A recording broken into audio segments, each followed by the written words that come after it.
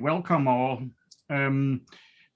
We're glad to host this here. This has been going on for a while, and we will just wait for attendees to come in here before we start the actual presentation.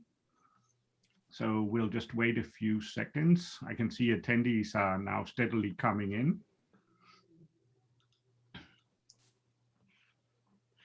And just for everybody's information, this here is recorded, and we will share this afterwards. Okay. Okay, it seems like it's starting to stabilize with the attendees. So yeah, welcome to everybody. It's really good here. We have now gone on for a few years with established this exchange mechanism, and we've done this survey. And so hopefully this year should be quite interactive. We'll have a presentation of the results from our research, and then afterwards followed by panel discussions. During this here, we really hope you can come in and do some questions that we can answer as we'll try to answer them as we go along, but else at the end, there'll be specific time we'll go through Q&A.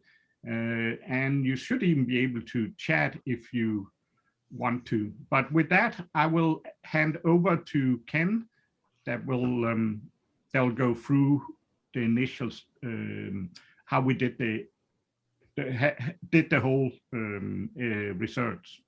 So Ken? All right, thank you, Alvin, and welcome to everyone. Mm-hmm.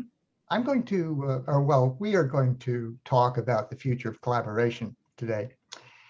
And I think this is a future in which it's going to be easier to exchange TMF content.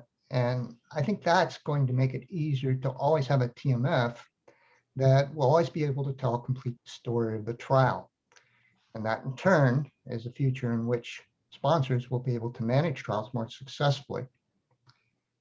We're going to discuss the results of the Exchange Mechanism Standard Survey and what those results are telling us about how we may move closer to that future. I will begin by talking about the background and some of the objectives of the survey, and then Elvin Thalen and Paul Fenton will follow me. They're the co-chairs of the Exchange Mechanism subgroup of the TMF reference model. They will speak about their observations of the results and some recommendations they have. And then we'll be followed by a panel discussion, which David Ives and Virendra Alate and Kathy Clark will give us their views of a sponsor, a CRO, and a vendor. And as Elvin said, we hope to have time to answer as many of your questions as possible. For those we're unable to answer because of time, we will be posting answers in the Exchange Mechanism LinkedIn group, and I'll give you more information about that at the very end. Next slide. Exchange Mechanism Standard. It's a common approach for exchanging documents and for metadata that describes those documents.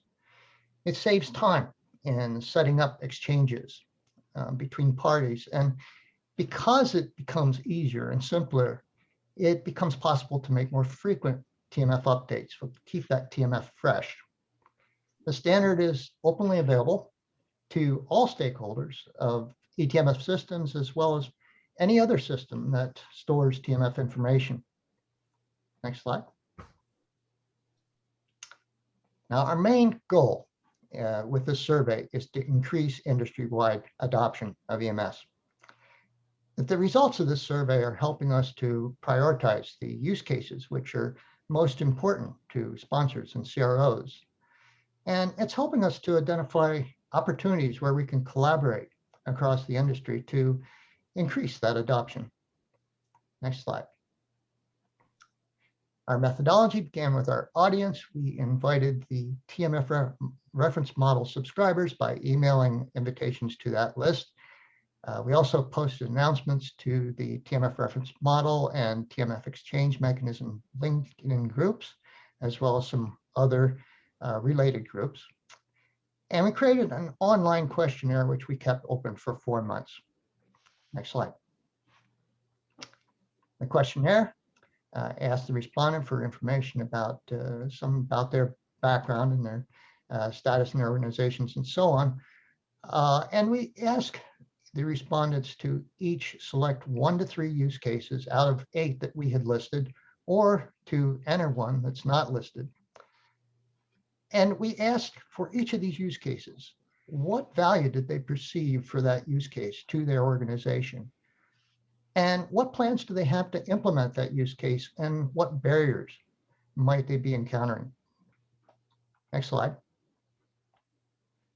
138 people responded to this survey. And I want to thank all of you. I think all of us want to thank all of you for responding. 135 of this 138 actually indicated the type of organization that they worked for. And we had 75% of the respondents represented organizations that were sponsors or CROs. We had an additional about 12.5%, or 1/8 of those 135 were eTMF vendors, or they represented eTMF vendor organizations. And then we had sort of a broad range of other types of organizations, including consulting, clinical research sites, software providers, and service providers. At this point, I'm going to pass things on to Elvin, who will talk about some of his observations and some recommendations. Elvin? Yeah, thank you, Ken. So just to first here go over a little about how we constructed it, and the ones of you that actually took the survey probably didn't notice that, because we broke it into sort of 2 different paths where we then have multiple use cases or solution types that each could go through. So on the customer side, which were what we defined as sponsors and CROs, and I think we even had sites in there, if I remember correctly, we took it down of business use cases, and those are the ones you see on the left. And the ranking you see here, I'll go through that in more detail later, are the individual use cases and how people chose them as they went through, from on the left side for sponsor CROs. And on the right side, we had then also broken it down into solution types. And solution types is more how you can implement different business cases. And there's sort of 3 major ones on the implementation side on the right, where you see integration, which are more tight integration, where you literally either send messages, but there's 2 systems talking close to live or with a defined process, which was 70%. And then we had archiving as a more permanent static solution, which was 50%. And then batch mode, which are more the older traditional way of you exchanging a file that somebody else can consume. So each of these 3 can then line up with a business case, which we see on the left. And that will, if we now go into this here, where I know this one is quite busy, but you see the use cases down on the left, from that people could choose from mainly the customer or the customer side, which would be CROs and sponsors. And at the top, we have the individual solution types. So what is interesting about this slide here is how, if you see the top ranked from the business cases, the top ranked ones are final transfer, the one that says number 16 on the left. So transfer a final TMF from CRO to sponsor, got 40 answers from sponsors and CROs. And you can see that fall into the solution type batch, because when you do a final, it's a one-time transfer, so you get the full file, and that's then what you would do. But what is interesting here, if you look at the total number of solution types that was picked from the vendors, the highest was the TMF integration number 23, so the first column, followed by archiving, which had 38, and then 37, the least, picked the batch mode. So there's sort of, from a sponsor CRO need point of view, at least a wish, it was opposite of what vendors sort of were trying to do. And I personally, I think that's pretty natural in the sense of how things are done, because vendors are trying to do the latest, which are more tight integration, archiving, new things coming out, where in some sense sponsors and CROs, and probably also a lot of these are minor ones, would pick something that serves the need they have today. So it's just an interesting observation in that sense. Then just to highlight in this here, that the total number of I'm trying to remember, yeah, the total number of customers that support each of this solution type was 75, and what that come down is you just add up the first column here. So there was anything that where there's business cases that support a solution type. The one that was clearly highest from a solution type need was the second one, the batch type, whereas that is the lowest with 37 from a vendor point of view. And we can discuss that more in detail. But when we then get into more what does that mean? And one of the things we had asked out there was, what is it? One interesting thing is the familiarity with the exchange mechanism. So when we needed to implement it, and that's why the heading here is, could training help? Because we found out that 30% are not familiar with the EMS at all. So the exchange mechanism, probably need to spell it out here also.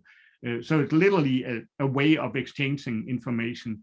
And out of this here, so there was a total of 30%, where 24% was based on sponsors or CROs, where 5% was providers. And the total number of answers were higher from sponsor CROs.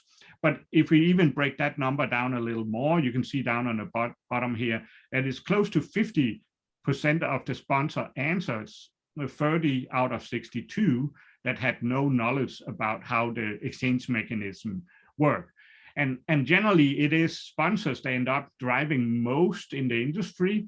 So that's for sure is a significant barrier in how we can implement it. So which are why we're starting with this one, but for sure we need to do more to how we can engage in how this can be implemented, so we can do that. And the biggest barrier, as you can see, was 48%. Literally, I don't know how to implement it. And that's, I think, the key in here. We created a standard, we created a way of doing it, but how do you now actually implement it? And here we'll go through the adoption. So this question is related to, are you planning to partly or fully implement it, the exchange mechanism? And here we see even a more significant increase, that out of the blue column there, which I don't know, from sponsor CRO, over 65% do not know. But we still have a 23% approximate, they say they are intending to, but then it probably now also come down to understanding the how. On the provider side, there's a more even breakdown across the board between either they don't plan at all, or we already implemented, and that's the good thing. We know there are vendors out there that have implemented it for different reasons. And just to be clear, when we talk about implementation, it's that there are different levels of this. How can you fully automate the whole exchange, or can you just initiate it and alleviate some of the manual steps in doing that? And I will let this stand here on the screen for some of the details that go through this, but I think it's more important we end up going into the overall discussion on it. with this here, so with this, there's for sure clear use cases that sort of emerged out of this, where the by far was, as I mentioned before, transferring the final TMF from CRO to sponsors were the one that got the highest, followed by the archived TMF content and metadata. And for me, that's it. I think that reflects where most sponsors and CROs are today. This is their core problem. And then the third one with migrating after acquisition. And on a fourth spot, which for me, probably that's what I do daily, is the site exchange, is how do you actually exchange it from site? So it's not necessarily just a solution that can be used to transfer content from a CRO to sponsor. It can also be used to transfer from site to sponsor CROs or any others, or even from individual systems. And I think that's one of the things we will get into discussing here in the panel discussion. The thing I would though say that what I find interesting in some of these is that what we see at the top, like the final CRO to sponsor exchange of the final TMF, is sort of also the most complicated. So it's sort of taking the elephant first and then transferring the whole thing, where some of the other use cases are simpler to implement and probably could succeed earlier, where the end product, when we had done all the smaller use cases, would be a final. So that's just put out there as a food for thought. With that, I'll now hand over to Paul to go into actions and initiatives. Sure. Thanks, Elvin. So as Ken mentioned at the beginning of this presentation, the goal of the survey was really to get feedback from the industry and understand where everybody was at, and then what we should do to drive adoption of the exchange mechanism. And so from that survey and the analysis that we did, we've come up with sort of 6 different actions and initiatives that we plan to launch in the coming months, really to move things along. And the first is really to try and involve decision makers from companies and really get buy-in.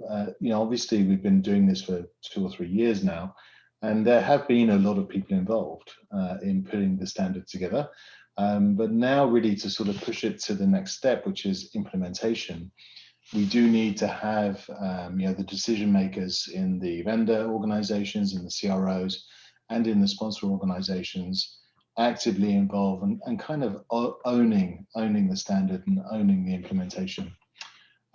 We want to restart working groups. We had a pause, once we had actually released the last version of the standard, we had a pause.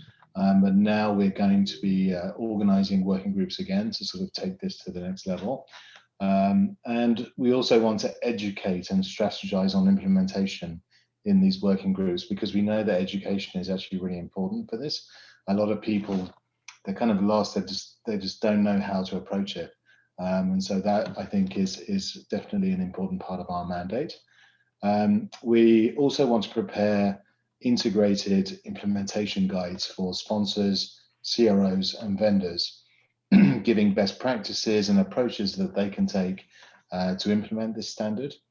We also want to set up a working group to set up a clear set of requirements that can be used by all stakeholders. So clearly defining exactly the requirements of each use case that stakeholders want to implement.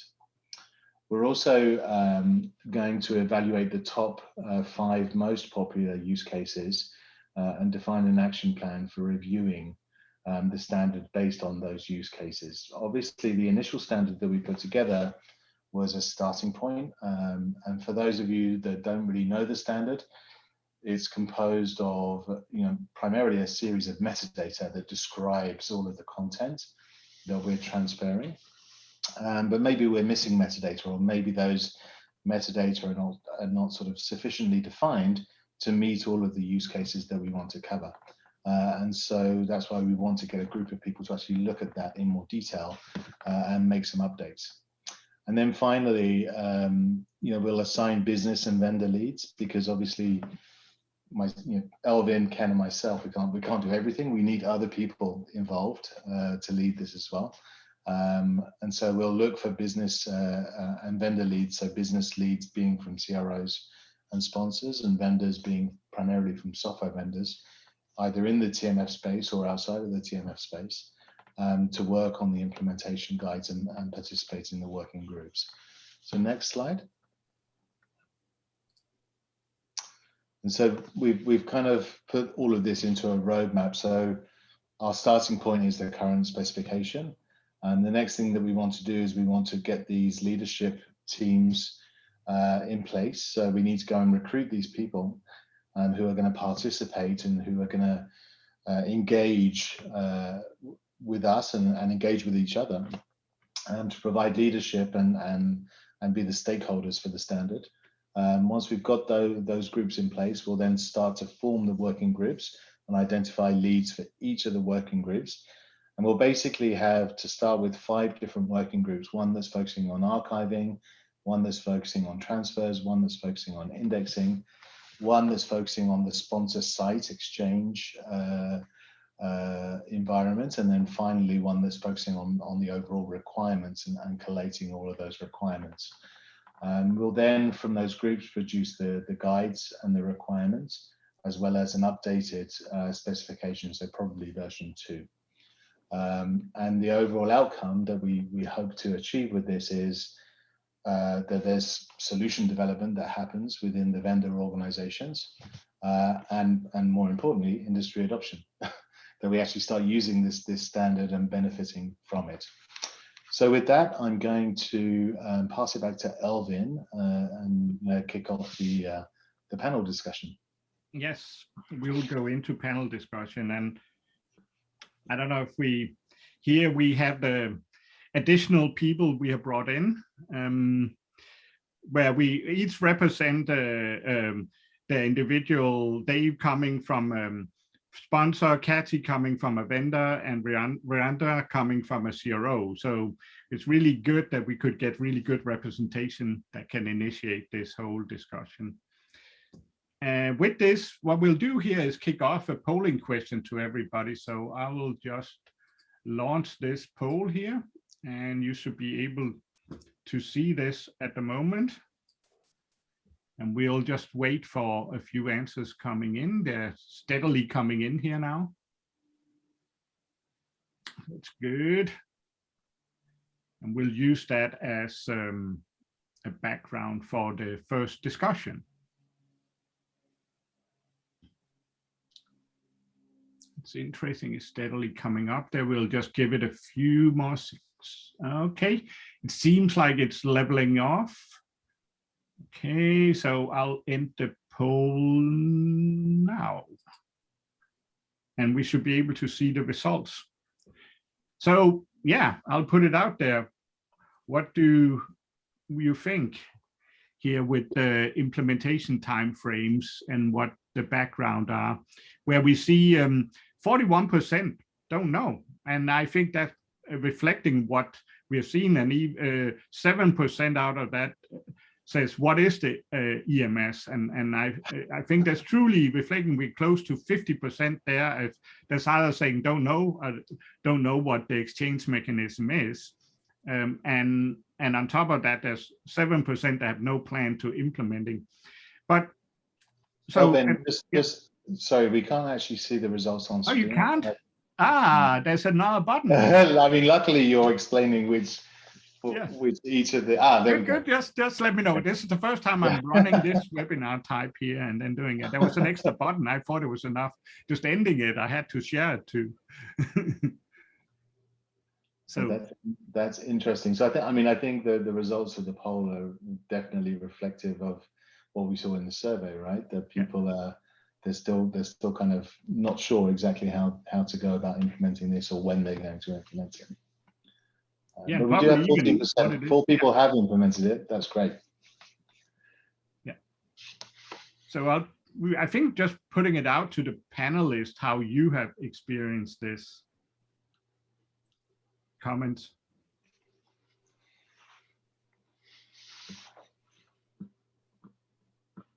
Yeah, probably I'll go first here from the CRO perspective.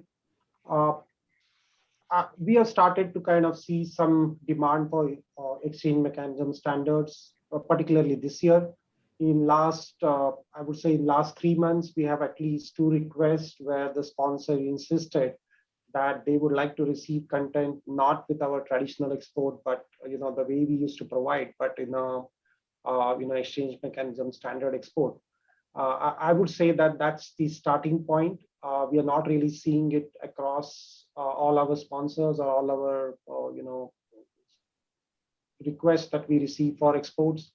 But yeah, we are starting to see it, and we are definitely ready to kind of provide it in that format. I guess I'll comment next on the vendor perspective. And I'm a product manager. So when we create our product roadmaps, not just in my organization, but across most organizations, you make your decisions based on things like, what are the regulators requiring? What are your clients asking for? What is your vision for how you can improve your clients' life in the future? And finally, what are your competitors doing? How do you keep up with your competitors? And those are kind of the major decision points when you prioritize items. And honestly, we have not been seeing a lot of clients, as Lorenzo's saying, request, saying, can you show me how this works, or when do you plan to have it? The questions don't often come up in RFPs, and they don't often come up in demos that I've given. And I think that probably is the experience of many vendors, and that decreases our sense of urgency unless it's a vendor that has decided that this falls into the category of something that will make your clients' lives better, which it really is. So I think that the pressure to us as the vendor community really needs to start coming from the sponsors and CROs to say, we believe that this will be an improvement, that this has a lot of benefit. And then once, several of the vendors have implemented it, but once that community gets to be a bit larger, a lot of the other vendors will see more of a sense of urgency, because then they're not keeping up with the marketplace. Matthew, do you think it's because when we saw like the most popular use case for sponsors and CROs, it was the final transfer of the TMF at the end of the study? Do you think it's because maybe a lot of clients are not at that point yet? The studies are still ongoing, that they're not asking for it, or? I think probably a lot of it has to do with what you do with that transfer. If you're really just sticking it on a file share someplace, then the organization and the quality tends to be a bit less important. Although certainly raising the question of how will you support an inspection with that set of files that's on the file share is something that needs to be considered. Yeah. A lot of people don't archive their TMFs until probably after what they would consider to be the most common inspection period. So maybe they're not quite as worried, but I can see where they wouldn't see as much value if they think that it's good enough just to make sure that those files are protected. Yeah, and Paul, Kathy, if I can add to that, sort of from the sponsor perspective, and I'm a little bit biased because I came up sort of as an archivist, right? Like I naturally think of these things, and I think a lot of people do still think or see as transfers as like end states, right? And one of the things that I'm realizing is that practically speaking, studies come to conclusion, teams move on. And everybody's got their results, and they're like, "Great, we're done. Good job, team." Yeah. And then, we're all left for 6 months trying to figure out how to make sure it actually gets closed and transferred. And so there's really this hidden churn and hidden costs that I think a lot of sponsors may not even realize they're actually spending, right? And I'm not trying to pick on the CROs at all. I just think it's the natural progression of things. Like if we stop really caring, they're not as engaged, and it tails out. So we see that quite often where we're spending months like talking about transferring it, and so I think the hidden costs and churn there is something that whether or not somebody's reached that state of the study, maybe they don't have enough studies that have reached that state. I don't know, but I'm certainly seeing it as there's this assumption that it's done and people walk away.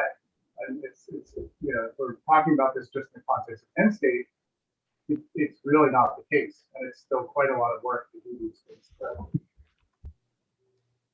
Yeah. No, and I, you know, as a vendor myself, I mean, I definitely see the value in instead of doing like this big final transfer of the TMF at the end of the study or 6 months after the end of the study when everyone's forgotten about it, you're doing like an ongoing transfer, you know, as the study's actually progressing. You know, obviously this requires the sponsor or the CRO to or both, in fact, to have, you know, a system, an eTMF system, to be able to do that.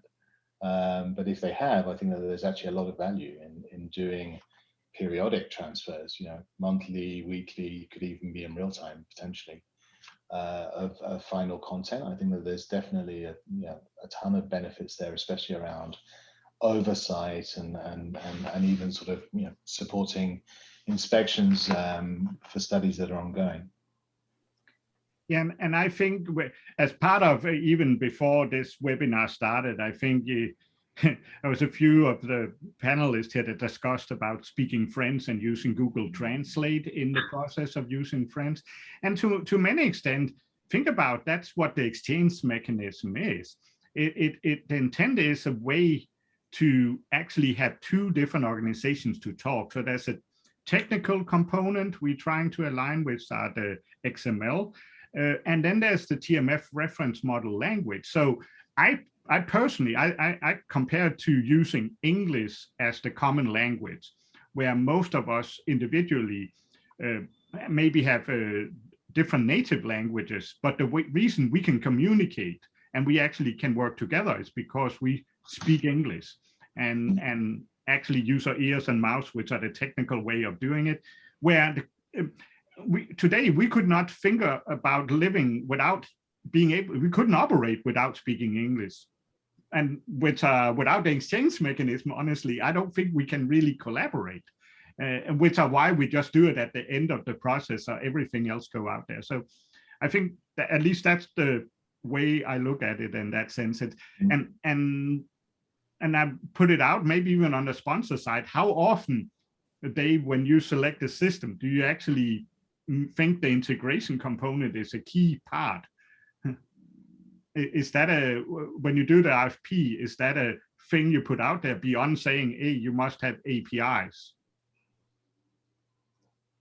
Yeah. Yeah, I mean, I can give you my perspective. If you're wants to put anything in the chat. Personally, I find RFPs are sometimes just like an exercise in how much stuff you can put on a spreadsheet. But I feel like realistically, what you just said is one of the things that you know, in we've just recently launched a new system. We made that one of the core. We sort of heavily weighted that as a core component of functionality, and we really reduced the things that we were focused on. So I would say yes, but the challenge there becomes is like unless you're putting forward that compelling case, and I think Paul, you mentioned it, was sort of like ongoing transfers. Last time we spoke, something triggered in my mind that you could really, we struggle quite often doing, for example, our periodic review process and our partner technology. We have very limited rights to do anything. We're just like basically left doing it on Excel and then loading up the sheets and saying, here's our if you could transfer out that content, even only in that periodic review cycle, do the review in our system and push the results, I mean, that would be great. So thanks for that idea, Paul. And we're gonna welcome. I mean, I think another thing that may push this is the fact that we're starting to see more and more remote inspections, right? And especially in Europe, and you know, one of the things that the Europeans insist on is, you know, direct system access, full access. And the problem is if you have a whole bunch of systems that are holding TMF content within CROs, and then you as a sponsor, you know, you have to kind of organize access to all of those things. That's quite a challenge, I think, today. So if you were able to set things up so that you had this periodic transfer and especially prior to an audit or an inspection, you can transfer what's required, as well as, you know, have some kind of understanding as to the state of what's been transferred. Are these final records? Are these drafts? You know, what is it? And the exchange mechanism allows you to do that. Then you know, maybe it'll be a little bit easier to prepare for an audit, because you only have to provide access to one system rather than 3 or 4. But I think that's, you know, that's definitely future. We're not there yet, but it's something to work towards. And I think it would serve as well as, I think, you know, remote inspections are not going away. You know, they're used to them now, right? So they'll probably continue because they're actually quite practical for the inspectors. I don't know what you guys think about that on the CRO and side. You know, is it feasible for you guys to be doing sort of interim transfers? And do you do that today? Is this something that you actively do? So I think before I come to this interim transfer, one point that Elvin, you mentioned about the RFPs, I think that's important. I think now questions in the RFPs or in the qualification, you know, question is that are you using the reference model is pretty common. We see that all over. So that's like a basic requirement now. They ask, are you using this standard, and, you know, is your ETMF compliant with it? Many times we actually get a specific question, what version of reference model that you are compliant with, which is good to see. But I think the next step has to happen where the sponsors really need to start asking, are you going to provide us the content in an EMS standard at the end of the study? Are you compliant with that? So I think that would really make a difference, you know, if sponsors start really demanding that in their, you know, in their RFPs and qualification questionnaires. And on the, now coming to your question on the interim transfer, I think this is a good discussion. As a CRO, I see that as a big advantage, actually. Like many times, like as you all agree, we like to work on our own systems. You know, we have like system built for its own purpose. And especially when it comes to ETMF, we are seeing clients insisting us to really go with their ETMF system. And then we have a lot of inefficiencies with that because, you know, our internal systems are not integrated, not really automated to really transfer documents there. Whereas with our internal ETMF, we have all those built in. So we get a lot of efficiencies when we work on our internal system. But the challenge is, how do we really, you know, give them documents? Today, we are practicing, you know, only like at the end of the study. We are definitely not doing it in the interim. So to your question, are you getting those? No. In my experience, we have never received a request to really send interim transfers. It's always at the end of the study. And I guess that's the big advantage that EMS can provide us, where we would be allowed to really continue to use our own system and transfer those records to our sponsors on quarterly basis, on a monthly basis, whatever works. You know, if the standards are same, I think we can do it more often. Yeah, and Virendra, I think to follow on to that, it could possibly benefit you in the sense of if you could receive documents in that format on an interim basis as well, say documents from an ethics board or documents from a site, then if they were in a format that was reliable and it could be imported with a lot less pain, that would reduce the amount of effort it would take you to ingest external content as well. And you could do that as you went along during the trial. If the ethics board just provides you with an extract of their documents in the exchange format, then it would be a lot easier.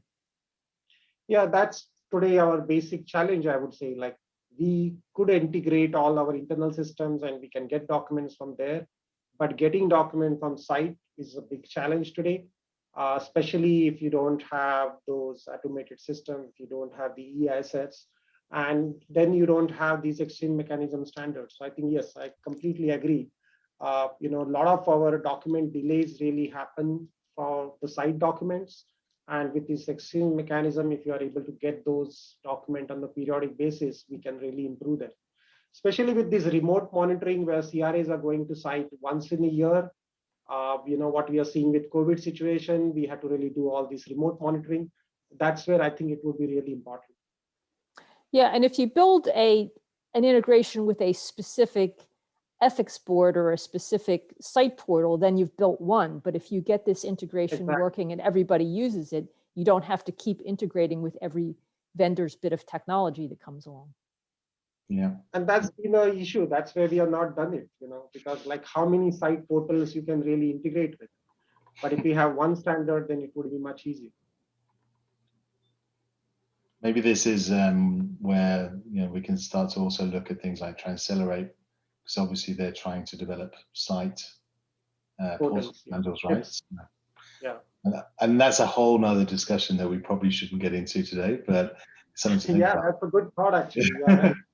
Yeah. We should, if the source systems are kind of built in with these standard, it would be much easier to work with the target system. Yeah. Elvin, should we move on to the next question? Yes, I think we should. And so we have another polling question coming up here, and hopefully this time I will end up sharing it also. We'll tell you if you don't. Yeah, so here it's launched, and I'll keep an eye on the numbers coming in.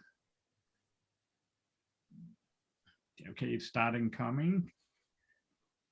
So here we're trying to really understand who you think should be the person responsible for driving implementation. Should it be the sponsor? Should it be the CRO? Should it be the vendors? Should they be the ones that are putting in place everything so that we can use this standard? Or is there even, this is an idea that we've been talking about, that having an independent service who could act as that sort of broker between the different parties to help exchange content. Yeah, and personally, I think the last one is really interesting because it coming back to this about it serves, you can serve multiple, you can serve many, right? So many vendors. So instead of individual vendors having to sort of do it, it would be a third party that do it for all. Think about it like that. Yeah. Okay, I think it's trickling off now, and we will end the poll, and I'll actually share it. So I think not surprisingly, the close to 50% were sponsors, and then after that's CRO. So a total of close to 75% is on the customer side. And then it trickles off to vendors, only 20, and then 10% for the last one we had suggested. So I think with that, any comment on that? And that's anyhow the question that we'll push out here to the panelists. I suppose it always comes down to the sponsor. They always end up having to do the lifting, right?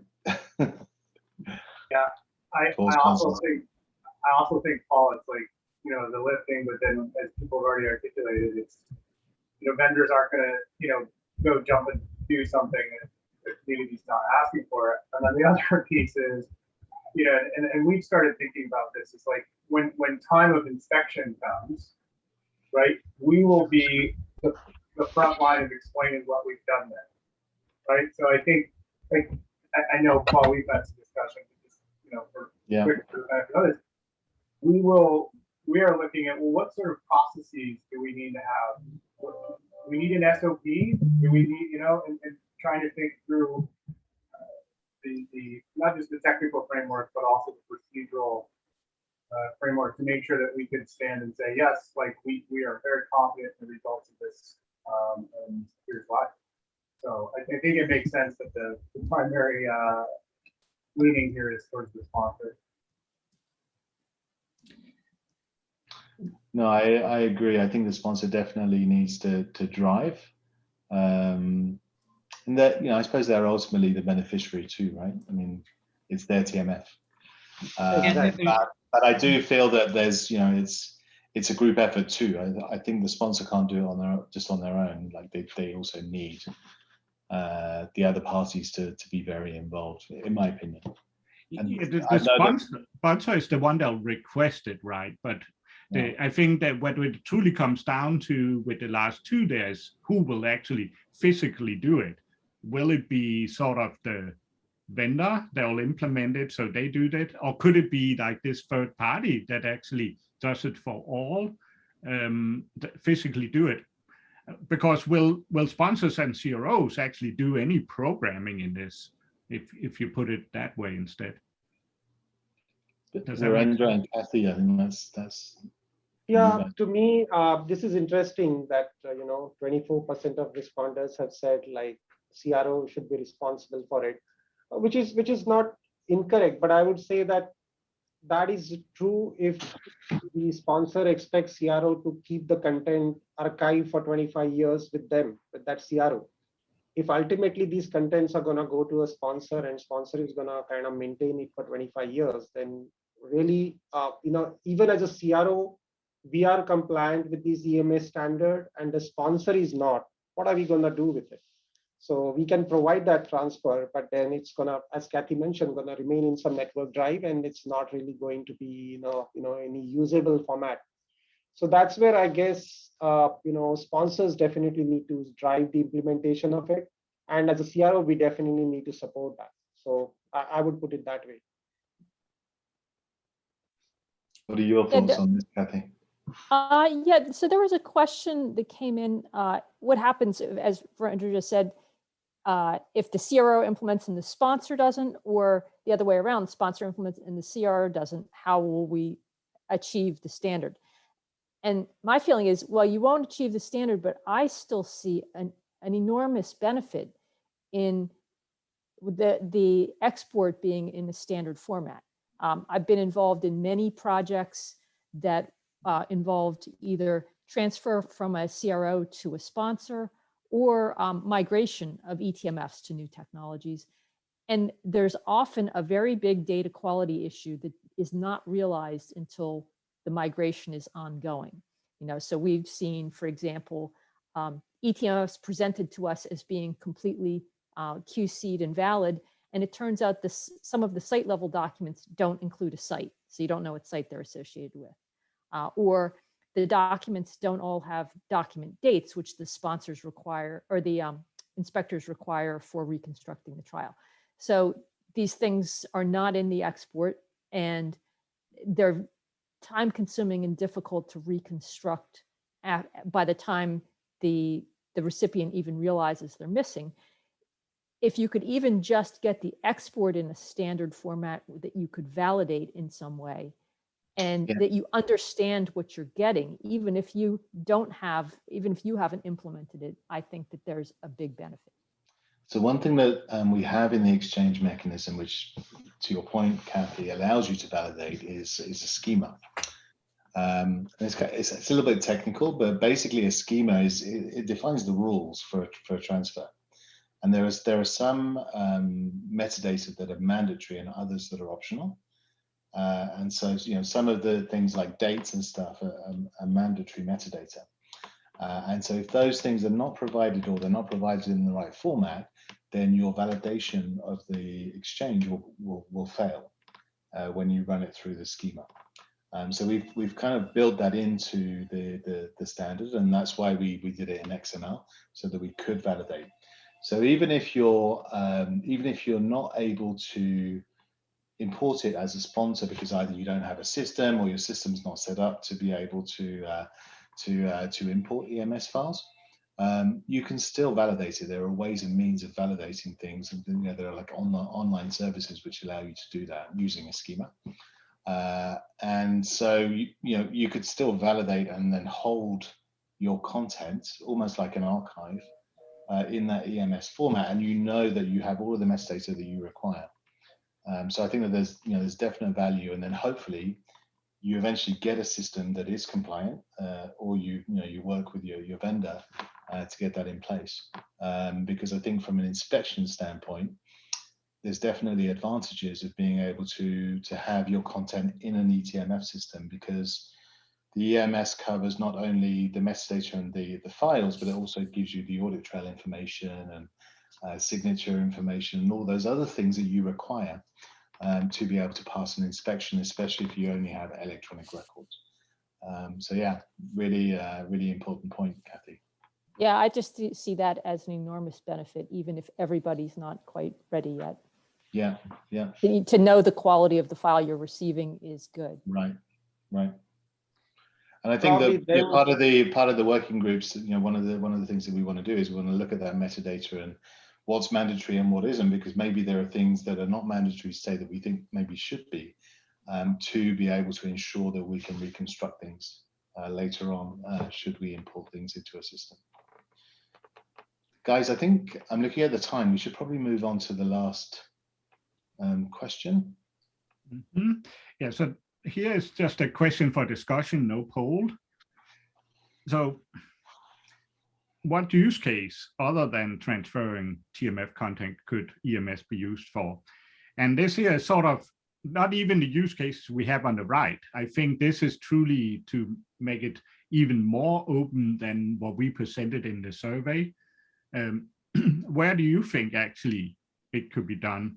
And Riranda, I know before we started the whole webinar, you had thoughts there, and I think I'll let you put them out there. Sure. No, I think that's what, in fact, I must admit, I was not really aware about all these, details about EMS. And when I started reading it, I realized that it's not really just at the end that, we can really leverage this technology. Like as a CRO, we had to really use different systems, which are best in the industry for various reasons. And to get all this content into one system, we had to really spend a lot of money, effort to integrate those systems, and not just do those one-time integrations, but to maintain it. Anytime the source system or a target system or the middleware kind of changes, we have to really, keep upgrading, keep validating it. And I'm seeing it, when we achieve all those integrations over the last 2 or 3 years, we felt good about it. Or we have 6 or 7 or 8 systems integrated with our TMF. But now we are going through that pain of really maintaining all those and kind of ensuring that it all works. Whereas I see the future as with the EMS, if my source system and my eTMF is compliant with it, I do it one time and it works because both systems maintain those standards. I think that's one area where I'm kind of definitely consider the future transfers, and they both target system, source system should be compliant with these standards, and that would make our life much easier. Yeah, so not just for the final transfer, but it's basically transfers between system within their own. I think we discussed about site document transfer, but I definitely see use case for even internal system document transfers here. Yeah. I mean, the interesting thing with the EMS is that it could be used, number one, as a messaging system. So one system could tell another system that something has happened. So, for example, an EDC system could tell the TMF or the CTMS system there was an adverse event or a serious adverse event that's been registered, which we know is going to kick off a whole bunch of things within the study, a whole bunch of activities, which we also know need to be documented in the TMF. So, yeah, having this ability to send messages about events or activities that have occurred in a study, I think, is super interesting. Yeah. The other thing that I think is interesting to think about is data. So today we focus a lot on documents in the TMF world. And yeah, a lot of the TMF still is documents. But as we evolve, that's going to be less so. I think that in the future, we're going to see a lot more data. And already, if we think about inspections, they're already asking us to see data that is actually held in other systems, in pharmacovigilance systems, or again in IRT, EDC systems. And so you could also imagine that we could evolve the exchange mechanism to also handle not only documents, but also data or data sets. So that's also something that we can maybe think about. I'm gonna sort of ask the other panelists what they think or about those things, or other ideas that they have maybe about how this could be used. One thing that I see, I'm always big on metrics, and I can see where you could use this data to drive analytical metrics and predictive metrics and quality metrics. So, for example, I just run the data through a simple report tool, and I say, well, this study only had 2% correspondence, and most of our phase 3 studies have 32% correspondence. What's going on here? Or we can predict how many, by looking at it, if a study of this nature, how many documents would I expect? How, what I could start to do page counts or many other things on, to analyze what work I expected to have to do for the next study or things like that. So yeah, no, you've got a lot of data out there that there's got to be some use for. Sure. Yeah, and I would nearly, because in this about transfer, the final transfer, I would nearly turn in an ultimate, and I think the best implementation is the total opposite, which are close to what Paul talked about, that I honestly, I don't think documents will go away, but think about individual documents being encapsulated by this metadata.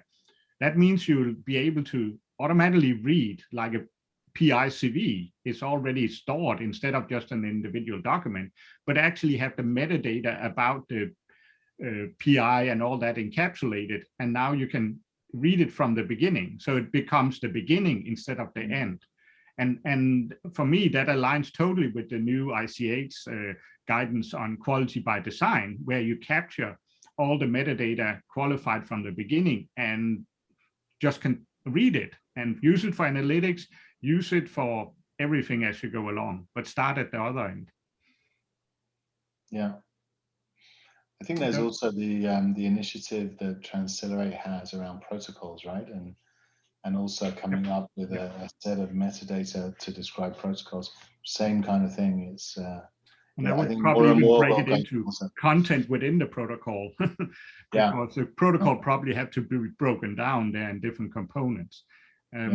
I know there's one out there from, can it be used for paper TMFs?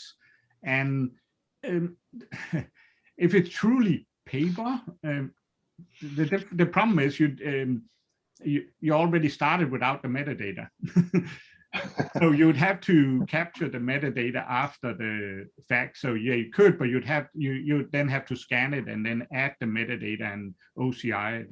So that's the question. For me, it becomes, how did you get to the paper in the first place, right? If you could encapsulate it in a PDF that had the metadata before, so you never get to the paper. Yeah. No, I think, you definitely need to move to electronic first to be able to use it. I'm looking at the time and we've got 1 minute left, so I think we're going to have to close the panel there. So panelists, thank you very much for taking the time to give your points of view. I think it was a very interesting discussion. And Ken, maybe you can just make some final closing comments. Yes. I guess my final comment is, a lot of the discussion here, I think highlighted the fact that, and one of the questions that came in asked about, well, let's hear more about people's experiences with EMS. Well, the key thing right now is that we don't have a lot of people with experience on this, because it's just, it's not adopted industry-wide, and that's what we're really looking for. David could maybe have spoken a little bit about that, because I think his company is really starting to make a push into this. But the reason I say that is because we have these links that you can use to get started to learn more about the EMS and to get involved in actually making this happen. The first one we have there is the LinkedIn group. Any questions that we find in the Q&A or in the chat box that have not been answered, we're going to answer those on the LinkedIn group. We'll compose responses. The specification, the technical framework, the XML schema, all that is out there. That's what the standard is comprised of, and that's all out there for anyone to access and use. And of course, if you have any questions, you can always, I guess, go to the TMF reference model site. I believe there's a place there where you can actually enter questions, or you can always get in touch with someone who is active in the TMF reference model. They'll help you find us. With that, I think that's it. Anybody else have anything to add? just thank you to the panelists. And Yeah, Okay, thank very you. good. Yes, thank you very much. Have a good rest of the day. yes, thank you. Thank you. Bye-bye. Thanks, everyone. Thank you. Bye-bye.